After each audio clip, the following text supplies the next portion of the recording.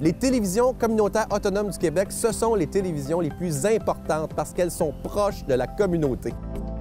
On veut encourager des gens qui parlent de ce qui nous intéresse, mais aussi qui participent au développement local.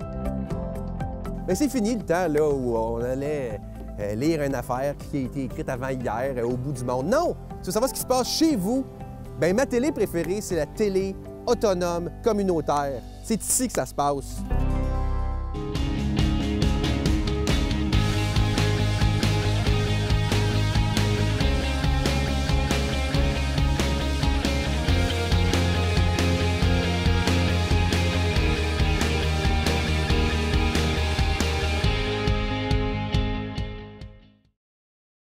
Il y a au Québec des milliers d'entrepreneurs.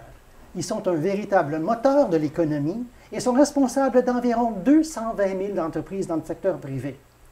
Je viens à la rencontre des entrepreneurs de notre région pour savoir qui ils sont et comment ils font. Aujourd'hui, je reçois Michel Deslauriers, qui est le propriétaire du Canadian Tire à Mont-Tremblant. Bonjour Daniel. Bonjour et bienvenue. Merci de l'invitation. Donc, comment on devient propriétaire d'un Canadian Tire? Comment on devient propriétaire d'un Canadian Tire? Bon, la première chose, pour devenir propriétaire d'un Canadian Tire, il faut être un bon gestionnaire. Ça, c'est la première qualité d'être propriétaire d'un Canadian Tire. Qu'est-ce que Canadian Tire recherche? C'est la gestion, la qualité d'un gestionnaire. Ça, c'est number one. Deuxième chose, qui peut devenir propriétaire? C'est certain qu'il y a plusieurs directeurs de magasins. On peut parler, des fois, on a dans notre réseau des banquiers, des avocats, tous les gens qui ont eu la possibilité de gérer du personnel. La base, c'est ça, pour devenir propriétaire Canadian Tire. Donc, gérer du personnel. Oui. Mais je présume qu'il faut aussi mettre un peu d'argent. Un peu d'argent, oui. Le minimum qu'on doit mettre, puis c'est pas si gros que ça, c'est 125 000 pour quand même un équipement et la marchandise qui dépasse les 5 millions de dollars. C'est pas beaucoup. Si on se compare avec d'autres franchisés, 125 000, c'est pas tant que ça, même si c'est quand même 125 000. Oui, oui. Il faut l'avoir en comptant. Mais c'est ça. Souvent, les gens que je reçois ici, c'est des gens qui sont propriétaires de petites entreprises. Oui. Dans votre cas, ce n'est pas le cas. Oui. C'est un magasin d'envergure, un magasin de vente au détail. Mais je crois que vous n'êtes pas nécessairement un franchisé. OK. Le système est un peu différent. C'est sûr qu'on s'appelle souvent des franchisés. C'est quoi la différence? Moi, la différence que je verrais, Daniel, c'est un franchisé, pour moi, ça doit des royautés à tous les mois. OK? J'ai déjà manqué de m'acheter des Harveys, puis ça, c'est des vraies franchises avec des royautés. Canadian Tire, nous, on ne paye aucune royauté, mais on doit acheter la marchandise à la corporation Canadian Tire. Donc, c'est ça un peu la différence, la nuance. C'est ça. C'est que vous ne pouvez pas aller acheter n'importe où. Vous devez vous approvisionner chez eux. Absolument. Ils vous fournissent, vous choisissez. C'est ça. Et les bâtiments appartiennent à Canadian Tire, les terrains et les bâtiments appartiennent à Canadian Tire. On doit louer un pourcentage, OK, qui est le même pour tous les marchands du Canada. Et nous, on est propriétaire, en fin de compte, de tout ce qui est à marchandise à l'intérieur et les équipements à l'intérieur de la bâtisse. J'ai vu sur le site web de Canadian Tire qu'ils ont toute une section pour un peu aider les gens à devenir un peu propriétaire marchand. Oui. Comment est-ce qu'on monte un dossier? Qu'est-ce qu'il faut faire? Passez-moi à travers tout ça. Qu'est-ce qu'il faut faire? Qu'il faut voir pour monter un dossier? Bon, la meilleure chose, c'est, premièrement, vous pouvez aller sur le site canadiantire.ca. OK?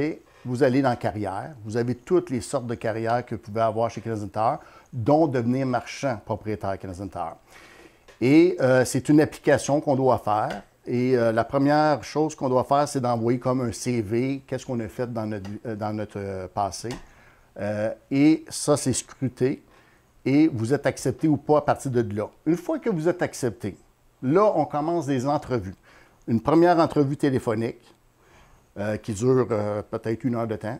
Après ça, vous avez une entrevue à Toronto, qui est à la maison mère de Canadian Tire, pour 1 journée de temps. Une fois que là, vous êtes accepté, vous avez une entrevue de 2 jours avec tous les VP Canadian Tire, des marchands Canadian Tire. Ça dure 2 jours de temps, cette entrevue-là. Puis ça, tout ce que je vous ai parlé, c'est en dedans d'une période de, on va dire, 4 mois de temps, à peu près. À peu près ça. Vous montez votre dossier, vous êtes interviewé, vous devez aussi prouver, je présume, que vous avez un certain montant de cash au départ. Oui, absolument. On doit fournir la preuve qu'on a cet argent-là, qui est le 125 000 et plus, pour commencer chez Canadian Tire. Puis, une fois, mettons, qu'ils vous disent « OK, on y va », est-ce qu'ils vous disent « Bon, voilà, vous devez bâtir un nouveau magasin » ou est-ce que vous prenez quelque chose qui est déjà là? La manière ça fonctionne, premièrement, une fois qu'on est accepté, on a un entraînement qui dure à peu près 4 mois de temps. 4 mois, 6 mois de temps, un entraînement.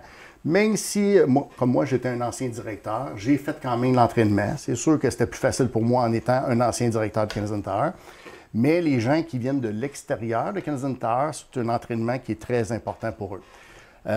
Une fois que l'entraînement est fait, le magasin qui vont vous donner, le premier magasin qu'ils vous donnent, c'est un magasin, je vous dirais dans mon jargon à moi, c'est un magasin que personne ne veut.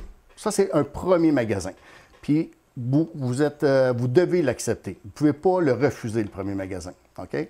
Donc, c'est quoi un premier magasin? C'est un magasin qui est soit en région éloignée, que personne ne veut aller là. Ça peut arriver. Ou des fois, c'est un magasin qui peut faire des pertes monétaires. Donc, aucun autre marchand voudrait avoir ce magasin-là. C'est comme ça qu'on commence en tant que marchand. Le premier magasin, on a à peu près aussi, c'est bien important à savoir, on a à peu près une durée de 2 à 4 ans avec le premier magasin. Après ça, on tombe dans le deuxième magasin, qui est un moyen magasin. Après ça, un plus gros magasin, un troisième magasin. Dans une carrière de marchand, on a à peu près 4 magasins différents. Pas 4 total, mais 4 différents. Comme moi, je ne peux pas être propriétaire de 2 magasins Canadian Tire. C'est seulement que Mont-Tremblant. Je ne pourrais pas être propriétaire de Sainte-Agathe et de Mont-Tremblant. Des fois, ça peut arriver qu'un marchand devienne propriétaire, mais des situations, des magasins satellites qu'on appelle. Exemple, un magasin satellite ici dans la région Maniwaki, peut-être que je pourrais être propriétaire d'un magasin satellite. Un magasin satellite pour Canadian Tire, c'est des petits magasins, avec petit volume. C'est quoi les avantages de faire partie d'une grande marque comme ça, quand on veut, mettons, être un marchand?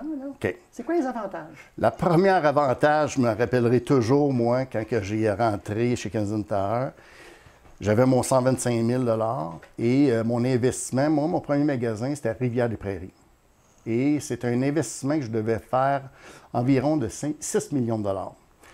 Et la première question que j'ai posée à mon banquier, il y a quelqu'un qui m'endosse, parce que 125 000 par rapport à un investissement de 6 millions, mais ça ne devrait pas fonctionner. Et le banquier me dit, à cause du nom Canadian Tire, OK, Canadian Tire, jamais dans l'histoire de Canadian Tire, on a omis une somme d'argent à une banque. Jamais, jamais c'est arrivé. Donc, la banque nous passe facilement cet argent-là avec des marges de crédit à cause du nom Canadian Tire. Donc, étant associé à la marque, ça donne une crédibilité qui se traduit à la banque en forme de prêt. De prêt, marge de crédit. C'est d'emplir ça, Daniel. OK. Oui. Donc, mais il y a aussi d'autres avantages, je pense, par exemple de formation ou des choses comme ça, de marketing. Oui. Regardez, comme je vous ai dit, la première chose quand on devient marchand, c'est 4 à 6 mois d'entraînement. L'autre chose qu'on fait dans l'entraînement, on va visiter plusieurs marchands différents, voir la philosophie d'un marchand par rapport à un autre marchand, parce que c'est certain, on n'est pas tous dans le même moule, on n'a pas toute la même philosophie. C'est ça qui fait la force de Canadian Tire. Des marchands qui sont un peu différents, qui ont une philosophie différente, des régions différentes. Opérer un magasin Canadian Tire à Montréal n'est pas la même chose qu'opérer en région. C'est un petit peu de différence, point de vue les achats qu'on fait. Tous les achats qu'on fait dans un magasin, c'est tout fait par l'acheteur ou le marchand Canadian Tire. Jamais que Canadian Tire nous pousse la marchandise dans nos magasins, c'est nous qui choisissons la marchandise par rapport au pamphlet des ventes, bien entendu. C'est certain aussi, on doit, comme j'ai dit au début, acheter la marchandise Canadian Tire, mais la quantité que j'achète dans mon magasin, l'inventaire que j'achète, ça dépend du marchand. C'est ça, par rapport à ce qui marche dans votre région pour les ventes, etc. C'est une chose simple, des kayaks ici, je peux en vendre 500 kayaks par année. À Montréal, c'est beau s'ils en vendent 25, admettons. Là, c'est ça, vous faites parler de kayak, etc. Y a-t-il d'autres choses qui sont particulières à Mont-Tremblant? Oui. Beaucoup. On est un magasin, il faut l'avouer, on est un magasin très touristique. tout ce qui est camping, chasse, vraiment section saisonnier, je suis très fort là-dedans. Aussi, où est-ce qu'on est très fort à Mont-Tremblant, c'est la section d'après-ménager, parce qu'il y a beaucoup de chalets, il y a beaucoup de condos, il y a beaucoup de locations de condos. Donc, mon département d'après-ménager est très fort aussi, avec le saisonnier. C'est bien ça. Je voudrais maintenant parler un peu de vous comme entrepreneur. Oui. Parlez-moi un peu de votre cheminement. Comment vous avez commencé? Où est-ce que vous avez commencé, là? Bon, moi, j'ai commencé très de bonne heure. Écoute, je vais vous dire mon âge immédiatement, parce que vous allez penser que je suis plus vieux que mon âge. J'ai 54 ans. J'ai commencé à l'âge de 14 ans. J'étais un monteur de vélo. Pendant que j'étais à l'école, je montais des vélos les fins de semaine, puis durant l'été, toute la semaine. Puis monteur de vélo, comme mettons à la cave chez vous, dans le garage? Non, dans un entrepôt Canadian Tire, à la quai du Sauvé. Mon premier magasin, j'ai travaillé, c'était à la quai du Sauvé. Vous avez commencé à Canadian Tire à 14 ans? Oui, okay. Pendant que j'étais aux études. Et après ça, j'ai tombé commis de département à l'âge de 15-16 ans. Là, pendant mes études, j'ai toujours travaillé les fins de semaine chez Canadian Tire et les soirs. Et après mes études collégiales, je suis tombé gérant d'un département. J'ai fait la gestion de tous les départements. Pièces, automobiles, quincaillerie, sport, presque tout. J'ai fait ça pendant 2 ans. Après ça, j'ai tombé assistant gérant d'un magasin. Et je suis tombé à l'âge de 24 ans, gérant, directeur général du magasin de Verdun. J'ai fait à peu près 3 ans là. Et j'ai fait, en tant que directeur de magasin, 3 ans à Saint-Hyacinthe. J'ai appliqué à l'âge de 30 ans comme marchand. J'ai été accepté. Et j'ai eu mon premier magasin à 31 ans, 32 ans. Le premier, c'était Rivière-des-Prairies. Rivière-des-Prairies, belle place, c'était à Montréal, c'était pas en région éloignée, mais c'est un magasin justement qui n'était pas rentable. C'est pour ça qu'ils m'ont donné un magasin non rentable, mais un beau magasin tout neuf. Il y avait seulement que 10 mois le magasin, il venait juste d'ouvrir, puis le chiffre d'affaires ne répondait pas à l'époque. Et j'ai eu ce magasin-là 4 ans. Et après ça, je suis devenu marchand de Mont-Tremblant en 2006. Okay. Et 2006, 2007, 2008, on commençait déjà à parler d'agrandissement parce que mon magasin, les ventes que j'avais au pied carré étaient énormes. Les dernières années, Mont-Tremblant, on était le numéro 1 au pied carré dans les ventes au Canada. Wow. Mais c'est au pied carré. C'est trop, trop. C'est dur pour la clientèle, c'est dur pour le staff. Donc, on était pressé de trouver un nouveau terrain pour agrandir ce magasin-là, qu'on savait qu'il y avait un grand potentiel. En 2012, on a manqué, c'était presque signé. En 2012, j'étais supposé d'agrandir ce magasin-là, mais pour un magasin d'à peu près 50 000 pieds carrés. Et à la dernière minute, ça a été comme refusé, ça n'a pas fonctionné en fin de compte l'achat du terrain. Donc, après ça, on a toujours essayé de trouver des terrains. Parce qu'à Mont-Tremblant, les terrains de la grandeur du magasin que je devais avoir, il n'y en a pas tant que ça. Hein. Il y en a beaucoup qui pensent, oui, c'est plein. Il n'y en a pas beaucoup parce que, moi, qu'est-ce qui était important avec Canadian Tire, quand on s'assoyait, c'était très important de choisir du bon côté de l'autoroute. Parce que Canadian Tire, comme j'ai dit, on est très touristique. Mon magasin est très touristique. Donc, être de ce côté-là, de l'autoroute, côté où est-ce que les gens de Montréal montent. Bien, c'est ça, à droite quand on monte vers le nord. C'est très important. Si j'aurais bâti un magasin de l'autre côté, tu sais, point de vue marketing, c'est sûr que les gens, même s'ils voient le magasin, souvent, ils ne reviennent pas sur leur pas. Ça fait que c'était très important d'être du bon côté de l'autoroute. Donc, vous, là-dedans, en termes de vous comme entrepreneur, qu'est-ce que vous avez eu à apprendre au fil des ans? C'est quoi vos grandes leçons là, que vous avez apprises pour gérer des magasins? OK.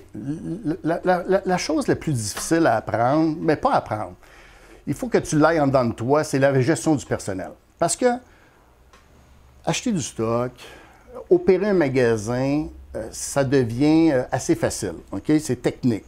Mais ça devient facile. Des fois, pour les gens extérieurs, ça fait gros. Acheter du stock, opérer tous nos systèmes informatiques, mais c'est la gestion. Moi, quand j'ai été gérant de département, après ça, j'ai pris aussi des cours de gestion au collège. Et devenir directeur de magasin, c'est là qu'a été mon école, mon université, apprendre à bien gérer mon personnel. Parce que... C'est quoi les grands défis là-dedans, la gestion de personnel? Il faut être... Bon, pour être un bon gestionnaire, il faut être à l'écoute de son monde. Beaucoup. Des bonnes communications. Même, je vous dirais, des fois, jouer au psychologue. C'est très important. Tu sais, quand on est à l'écoute tu sais, nos employés, des fois, ils vivent des choses difficiles à l'extérieur. Ça reflète au travail. Mais être à l'écoute de son personnel, ça, c'est la clé du succès d'un bon gestionnaire. Okay. Bien important. Être à l'écoute. Puis je pense aussi, parce que vous-même, vous avez commencé dans un Canadian Tire très jeune, ça oui. doit être un premier emploi pour beaucoup de jeunes. Oui, beaucoup, beaucoup. Je vous dirais, des jeunes, pendant qu'ils sont à l'école, qui travaillent dans les fast-foods, dans les Canadian Tire, oui, il y en a beaucoup de jeunes là-dedans. Il y en a qui se démarquent, il y en a qui, justement, qui comme moi, ont le dada du commerce de détail, puis ils deviennent plus tard des gérants de département.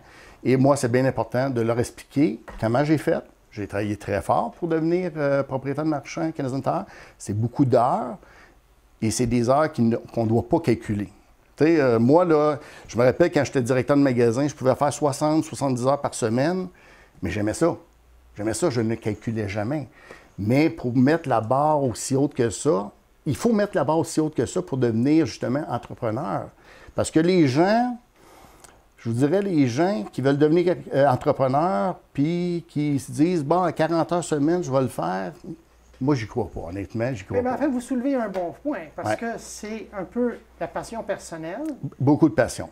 Puis de certainement pas compter les heures, ou du moins, pas de la même façon que quelqu'un d'autre. C'est pas un salarié, là. Non, c'est ça. Dans plein ça, pour être entrepreneur, c'est très important. Il faut aimer ça, premièrement. Il faut aimer les gens, deuxièmement. Puis, ne pas calculer les heures. Moi, déjà là, des fois, je vois des gérants qui veulent monter, puis j'ai fait 1 heure de trop. C'est pas ça être entrepreneur futur. Moi, encore, en tant que marchand, je fais encore plus que 40 heures semaine. C'est certain, je fais plus que 40 heures, mais pour moi, ce n'est pas du travail. Donc, c'est un plaisir. C'est un plaisir. Dans tout ça, il doit y avoir certaines choses qui sont plus faciles pour vous, puis d'autres choses qui sont plus difficiles. Voyons un peu, là. J'aimerais savoir qu'est-ce que vous trouvez le plus facile, ou gratifiant, ou... Bien, on a... je vais parler de mon magasin, mon staff, j'ai un bon noyau. Gratifiant, c'est le fun, on a un beau travail d'équipe avec mes gens. 70% de mes gens, c'est le noyau, ça ne bouge pas beaucoup. Où ça devient plus difficile, c'est vraiment quand on a les hauts pics l'été. OK? Ça, c'est très difficile en tant que marchand. Puis même, je parle de la restauration, ça doit être pareil à Mont-Tremblant. On arrive que notre chiffre d'affaires augmente très, très vite en avril-mai.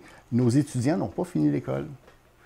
Puis le recrutement, avril-mai, c'est très difficile. Ça devient très lourd pour gérer dans ces périodes-là, honnêtement. Ça, c'est des difficultés de gestion. Oui. La question que je pose, c'est un peu vous-même, personnellement. Oui. Qu'est-ce que vous trouvez facile ou difficile? Facile. Bien, difficile, je vous dirais, qu'est-ce qui est le plus difficile, c'est qu'est-ce qu'on a vécu, là? Dernièrement, qu'est-ce qu'on a vécu en tant qu'entrepreneur? La COVID, la pandémie. La fermeture du magasin, le manque de staff. Il faut l'avouer. On manquait de staff. Là, qu'est-ce que j'ai fait? C'est ça qui est le plus dur parce que, tu sais, les CV, là, si je recule dans le temps que j'étais directeur, sur mon bureau, j'avais à peu près une pile de CV. Quand je faisais mes entrevues pour, admettons, un poste de quincaillerie, j'avais 4 personnes que je voyais différentes. Aujourd'hui, c'est pas comme ça que ça fonctionne. Tu as un CV, si tu as 2 jambes, 2 bras, une tête, puis tu dis bonjour, puis tu as de l'air poli, on t'engage. Okay. C'est rendu ça aujourd'hui. Un entrepreneur porte plusieurs chapeaux. Oui. Et moi, j'aimerais savoir c'est quoi pour vous une journée typique? Typique? Oui. Bien, écoutez, moi, la journée typique, premièrement, ça commence le matin. Je rentre comme un client. Moi, je rentre toujours au magasin à 8h, 8h05. OK? Je rentre par les portes du devant. Je regarde le magasin en général. Je fais le tour du magasin. Je vais dire bonjour à toute mon équipe, à tous les matins. Ça, c'est bien, bien important. Je vais dans les entrepôts. Après ça, je vais dans mon bureau. On fait des commandes. On a des choses sur le système à commander. Ça, c'est très long à expliquer. Là, on n'ira pas jusqu'à là, mais c'est technique pas mal. Oui, oui. Ça, c'est ma journée typique. très, très important, à 10 heures, admettons, je vais refaire le tour du magasin. À midi, je refais le tour du magasin aussi pour aller voir tout mon monde, voir si tout va bien. Et le soir, quand je pars vers les 6 heures, je vais voir encore mon monde, mon équipe de soir. Ça, c'est ma journée typique que j'ai. OK. Donc, essentiellement beaucoup axé sur visiter les locaux, s'assurer que tout va bien avec le personnel. C'est ça. Puis, bon, il va y avoir des choses un peu ponctuelles qui vont arriver, qui vont demander une intervention spéciale. C'est ça. C'est certain que, tu sais, un magasin comme le mien, je suis rendu avec 120, 130 employés. Donc, faire le tour, ça prend du temps. Ça prend un peu de temps, c'est ça, oui. Mais je présume que les gens doivent vous connaître. S'ils ont de quoi à soulever, ils vont le soulever. Absolument, absolument. J'essaie d'être le plus transparent possible. Ma porte est toujours ouverte pour eux. S'il y a un problème, c'est certain qu'on a une hiérarchie. Bon, s'il y a un petit problème, on va voir le gérant de département. Si le gérant de département n'est pas capable de régler le problème, on va voir le directeur du magasin. Et si le directeur du magasin n'est pas capable de régler le problème, ça vient à moi, automatiquement. Okay. Ouais. Parlons un peu, dans un plus large sens, des entrepreneurs, d'entreprises, un peu, là, en termes de défis. Quel conseil auriez-vous à donner à quelqu'un qui songerait à devenir comme vous un marchand propriétaire? Un marchand propriétaire? Oui. OK. Premièrement... Et juste avant, c'est parce que je présume que les conseils vont s'appliquer pas juste à Canadian Tire, mais à d'autres, du même genre d'entreprise, mettons franchisés ou propriétaires marchands de... Oui, OK. Moi, premièrement, ça fait longtemps que je suis pour Canadian Tire, puis je vais vanter Canadian Tire à ce niveau-là. Point de vue franchise ou marchand associé, je trouve qu'on est une des plus belles compagnies en tant que franchisé. Parce que notre système fait en sorte, qui est bien important, notre système fait en sorte que un magasin, ça ne peut pas faire faillite. Okay? Moi, j'ai déjà manqué d'acheter un Harvey's. Une fois que tu as un Harvey's, je vais vous expliquer, tu as un Harvey's dans tel secteur, ça ne fonctionne pas, tu donnes tes clés à la banque. Nous, notre système, la manière qui fonctionne, comme je vous ai dit au tout début, on a 4 magasins différents. Fait que mon premier magasin, moi, je perdais de l'argent. Mais le banquier savait que dans 3-4 ans, j'étais pour avoir un deuxième magasin qui était pour être rentable, puis rembourser la dette du premier magasin. Donc, c'est un beau système qu'on a chez Canadian Tire à ce niveau-là pour vouloir être marchand. Tu sais, c'est très sécuritaire. C'est sûr, c'est une business, il y a toujours des risques, mais c'est quand même plus sécuritaire que la majeure partie des franchisés. Donc, pour devenir marchand, c'est certain, l'âge, il n'y a pas d'âge écrit, mais c'est à peu près 30 ans et peut-être pas dépasser 55 ans. Pourquoi? Je ne suis pas en train de dire que quelqu'un de 60 ans ne peut pas faire la job, c'est pas ça. Mais pour rentrer chez Canadian Tire, pour devenir rentable, il faut avoir... Pour faire le cheminement. Il faut l'âge entre 30 et 40 ans, je vous dirais en moyenne, à peu près, pour rentrer chez Canadian Tire. C'est certain que, comme je vous ai dit, c'est beaucoup d'heures. Tu sais, pour devenir marchand, il faut se prouver avec nos patrons. Que si vous êtes directeur de magasin, il faut prouver que la barre est là et non là. Il faut être meilleur que la moyenne. Parce que vous savez, pour appliquer chez Canadian Tire, j'ai su dernièrement, il y a 1000 applications par année, puis sur les 1000, Canadian Tire accepte à peu près 50. Okay. Ça a l'air beaucoup. Il y a beaucoup de monde qui applique chez Canadian Tire en disant « Ah, moi, je voudrais avoir le Canadian Tire Mont-Tremblant. Le monsieur Deslauriers, je pense qu'il prend sa retraite dans 3 ans. J'aimerais ça avoir son magasin. » C'est pas comme ça fonctionne. OK? OK? Fait que ça enlève beaucoup de personnes qui peuvent appliquer chez Canadian Tire. Donc, il faut commencer par la base. Puis, de façon très générale, et peut-être juste à l'extérieur du Canadian Tire, mais pour être entrepreneur, on dit qu'il faut avoir un ADN d'entrepreneur. À 100%. C'est quoi l'ADN? Comment ça se manifeste? C'est quoi les choses un peu là qui... Si quelqu'un se dit, est-ce que je suis entrepreneur? Quelles sortes de choses qu'il devrait voir? Bien, premièrement, c'est la passion à l'intérieur. L'autre chose, pour être entrepreneur, je crois, il faut commencer très tôt. OK? Moi, c'est ma vision. Des fois, j'entends des jeunes dire, moi, je vais vivre pendant que je suis jeune, puis après ça, je vais me lancer. Moi, je pense que c'est plutôt le contraire. Pendant que tu as l'énergie, parce que ça prend beaucoup d'énergie de devenir entrepreneur, commence justement à être entrepreneur, puis un jour, là, tu vas pouvoir te gâter peut-être. Je pense que c'est un très bon conseil, ça, cette notion de commencer jeune, parce qu'aussi, on est plus capable d'apprendre et, comme vous dites, on a de l'énergie. On a de l'énergie, on est décidé, on veut faire tel projet, on veut avoir telle sorte de business. moi, je pense que c'est très important, pendant qu'on a l'énergie, qu'on est jeune, de commencer jeune. Et après ça, moi, j'ai toujours appris ça. Mon père m'a toujours appris ça de même. Okay. Travaille fort, puis tu vas voir qu'est-ce que tu souhaites un jour. Puisque je vous ai, puisque le déménagement a eu lieu là, de votre magasin, j'aimerais un peu savoir un peu qu'est-ce que ça implique, un déménagement d'un gros magasin comme ça, de local A à local B. Ça doit être logistiquement épouvantable. Parlez-moi du déménagement. La chose qui était la plus dure pour moi en tant qu'entrepreneur, moi déjà, je suis souvent sur le plancher, je parle à ma clientèle, à mon staff, comme j'ai dit tout à l'heure. Quand on a commencé à dire, quand on a commencé à construire le nouveau magasin, on voyait la grosseur du magasin. Les gens me disaient, comment tu vas faire, Michel? Tu n'auras pas de staff pour remplir ce magasin-là. Ça m'a mis une énorme pression. OK? Énorme pression. Mais on a travaillé fort avec ressources humaines. J'ai une ressource humaine dans mon magasin qui fait un job formidable. Moi-même, quand j'allais sur le plancher, je voyais quelqu'un, un monsieur, admettons, un semi-retraité.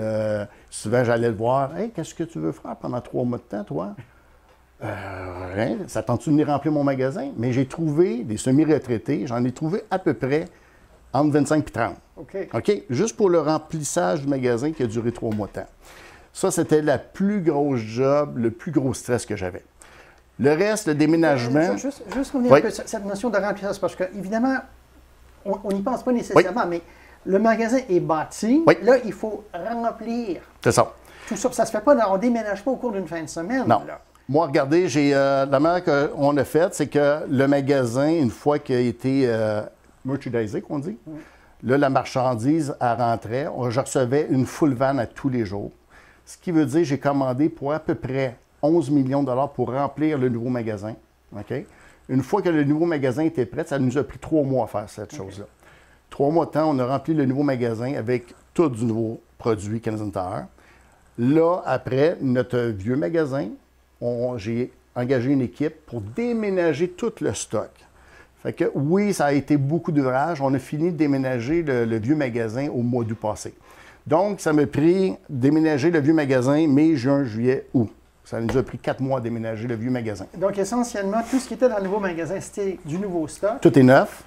Et ce qui restait dans le vieux, on l'a tranquillement déménagé. C'est ça. Mon vieux magasin, on pourrait dire, c'était comme l'overstock. Ah, OK. OK? C'était l'overstock, en fin de compte. Donc, en fait, ce processus-là rend quand même possible le fait de pouvoir ouvrir du jour au lendemain. Oui, d'en plein ça. Parce que quand j'ai ouvert le 26 mai, le magasin était plein à sa pleine capacité. Puis, qu'est-ce qui va arriver de l'ancien magasin? L'ancien magasin, à date, là, il est vide. C'est une coquille, en fin de compte. On a tout vidé les fixtures à l'intérieur. J'ai tout vendu ça ou donné ça à un ferrailleur. Là, on est en train de signer, en fin de compte. Je pense que la compagnie, elle attend les permis. J'ai des doutes que ça soit un magasin de linge, ces choses-là. Mais je ne peux pas dire non parce que c'est pas signé. Non, mais ça ne sera pas démoli. Ça va être, la bâtisse va être vendue. Bien, c'est certain qu'avec les normes de Mont-Tremblant, la bâtisse, d'après moi, il va falloir qu'elle ait une allure un peu rustique, avec du bois, comme mon magasin. Donc, la structure va changer complètement. Ils vont garder l'ossature. Mais c'est quelque chose d'autre qui s'en vient là. À 100 %. Oui, oui, oui. Okay. À 100 %. D'après moi, ça va commencer l'été prochain. OK. On va surveiller ça. À date, c'est ça. Entre-temps, moi, si je vous donne une baguette magique pour votre Canadian Tire... Le nouveau? Oui. Qu'est-ce que vous en faites? Qu'est-ce que j'en fais? Oui. Vous avez à peu près, mettons, là, 30 secondes là, pour me résumer ça. Qu'est-ce que vous faites d'une baguette magique? Avec le nouveau magasin? Oui. Écoutez, moi, c'est certain que ce qui est très important pour moi, d'avoir le staff, le service à la clientèle à 100 %, très important, et un chiffre d'affaires qui augmente toujours, ça, c'est certain. Parce que, tu sais, il y en a beaucoup qui voient nos augmentations, mes gérants le voient, mais il faut savoir qu'un investissement énorme de même, je ne peux pas augmenter de 10-15 % seulement. Ça prend du 50 % et plus d'augmentation pour que ça devienne rentable. Fait que oui, en dedans de 4 ans, que ça devienne rentable. Bien, parfait. Bien, Monsieur Delorier, merci. Alors, voici, c'est la fin de notre épisode d'Entrepreneurs en action pour aujourd'hui. Je vous invite à écouter les autres émissions et à nous suivre sur les médias sociaux. Ici Daniel Drolet. À la prochaine.